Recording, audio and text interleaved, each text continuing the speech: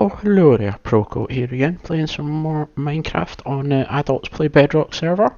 And as you can see, we are standing behind a spawner, and this one is a zombie spawner. So instead of doing the spiders, I think I'm going to do the zombies this time. And what I've actually got planned is converting this zombie spawner into a drowned farm, just so that we can get all the tridents and all the extra goodies that we get from killing off of them. So first things first, as before, what I've done is I have dug out the 9x9 square that's 3 deep with the spawner in the middle, got the water streams in. I've also got this row here which is leading over to here, which right now I have got a block of the packed ice in it, and I've got actually soul sand there. You just can't see it because it's so dark, but what I'm going to do is have a water elevator here, so the zombies are spawning, running through and shooting up. So up above, now I've got a wee basic enchanter, we'll come back to that in a minute. So if we go up above, which is where the main room is going to be, this is, there's the soul sand down at the bottom. So what I'm going to do is shoot them up and across, so that the actual killing chamber is going to be over here.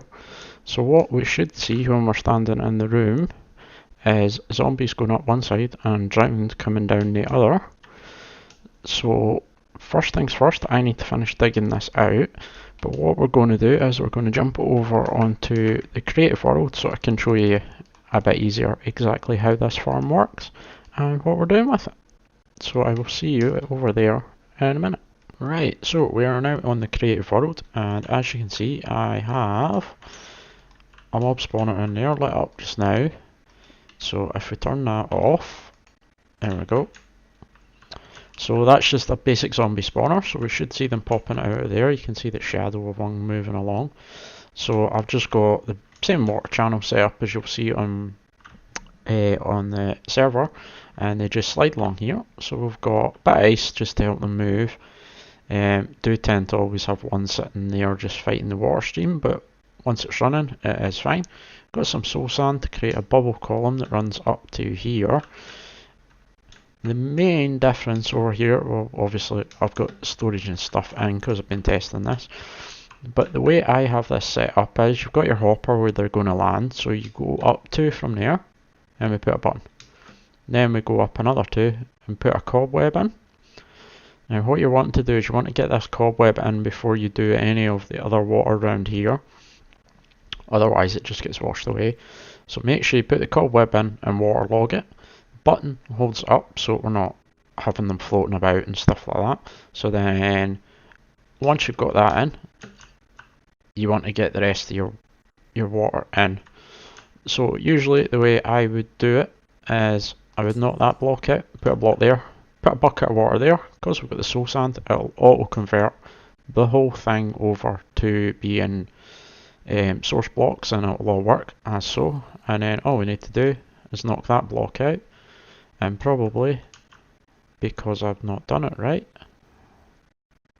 why don't it usually works, probably need to knock that, you just go over that way. So probably what we want to do is just have it like that, so having it a step down, and then you can just put that block back in. So we'll change it back to glass and put that one back in. Now what the zombies are getting shot up coming across, and then what we're wanting is them to fall into the cobweb.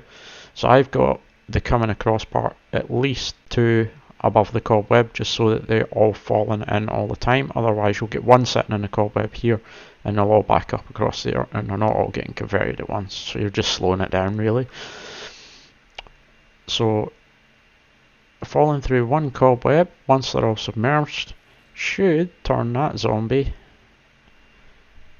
into a drown before he gets out the bottom, because what you're wanting to do is have the zombie's head in the water for 30 seconds and then he will start converting, and the conversion takes 15 seconds, so it's 45 seconds in total, and he will get converted. You can see we do have a zombie villager in there, they won't get converted by this setup, because what you're having to do is basically drown the villager and then convert them again, so they won't get converted. But everything else will. As you see, they're coming through now quite quickly as well. And the bonus of this is you get the same experience from it, but if we turn that on, we'll back up a bit just to keep the noise down. You're getting all the same drops as you would from the zombies, but you're getting a load of bonus drops from all of the giants. You're getting tridents, you're getting gold, and nautilus shells, along with, if you're playing on a hard mode like we do, you'll get armor, you'll get tools, and tons of rotten flesh. And you do see any armor they're wearing or tools they're holding, they will drop when they convert. So you've got a double chance of getting stuff, because they can also drop it when they get killed as well. I've just got a very basic. I've built that too close, so you do want to fill in all the gaps because babies can't get out, but that's not too big a deal. We'll just kill him off by hand. Basic trident killer setup on the bottom of it. You could just have a half slab here and just slash at them with your sword. It's up to you how you want to do it, but it's a very simple setup and very quick and easy to put in, and does boost your drops quite a bit, and also means that you can farm the gold and the tridents and the nautilus shells. Okay, so welcome back. As you can see behind me, I have now got the water elevator here that goes from the zombie spawner up to the top. It runs over to here, and if we're careful, we can look in here. You can see the bottom of the water trap there, so that has got the cobweb in it, and the buttons just to stop the water coming all the way down, because we don't need it coming to the bottom.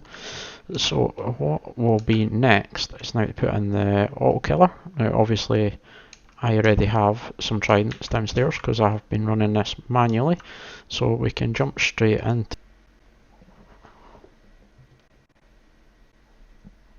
Okay, so folks, we have it now working. All I had to do is adjust some of the water streams up the top to get them to flow over, but apart from that, it should all now be working. Got a few. Yep, trident killers are working. Obviously, oh, got trident floating. Obviously, we haven't got any item storage or anything like that on the back of it yet, which I will go and do after this. But next thing I need to do is make up one of these, and I will need to make another sticky piston up, but under here somewhere, if we light this up, yes, down there we have the spawner, so I'm going to plonk that on top just now and get back out of there.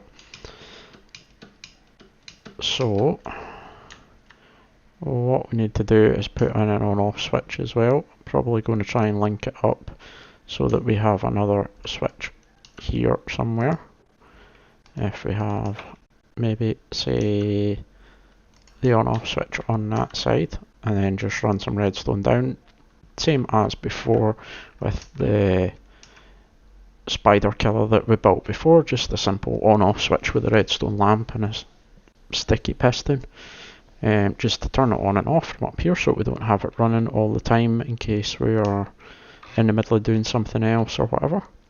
So welcome back guys. As you can see by my hotbar, we now have the lovely Silk Touch pickaxe, and as you can see by what's in my hotbar as well, I'll just kill them off because they're getting annoying, now have moved my enchanting table. Now that I've got Silk Touch, I could pick the bookshelves up without any hassle.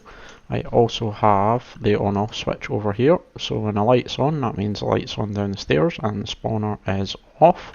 We will see a few stragglers coming in from the last wave, but what we can do is we can turn that on and we have them dropping over this side. I have also been down below, if we grab some blocks so I can get down. I've also got some storage in, basic storage just now, but you can see how quick the farm is and how many tridents it did in quite a short space of time, really. Everything's still running quite nicely, but what we'll do is we'll turn that off just now. I'm going to leave this farm on while we're here though. So this is what is going to be the main door in from the base. So what I'm thinking is I want the enchanting table sort of right in the middle there as you come in. So to sit in. So what we need is, to make this a level 30, we need 15 bookshelves round about it. So I'm going to go too high with them as well. And then as I've got a spare one, I'll just hide that around in the back corner there. And that should, if we chuck in something, yep, level 30 enchantment table right there. It's got silk touch for cheap as well. So I need to come back down here, because I do need the silk touch shovel for having my whatchamacallits, the gravel for the concrete. So I will be coming back for that before that I do use that on anything else. I don't think I've got diamonds with me, so I can't do it right now, but never mind. So I think the next step will be for me to decorate out this room, because it's not looking the best. But you can kind of see from what I've built already the theme I've got planned for it. I may even see about putting in some glass in the floor so we can see down to the spawner as well. That would be quite cool. But for now, I think we've done quite a bit of work, so I think that's where we're going to end this video. So as always, if you liked the video, do smash that like button. If you've got any suggestions on design ideas for this room, do drop them in the comments below. And if you're really enjoying the content, do subscribe. There is new videos out every week from the server and from general other things. So do hit that button and get notified when my new videos come out, and I will see you next time. Goodbye.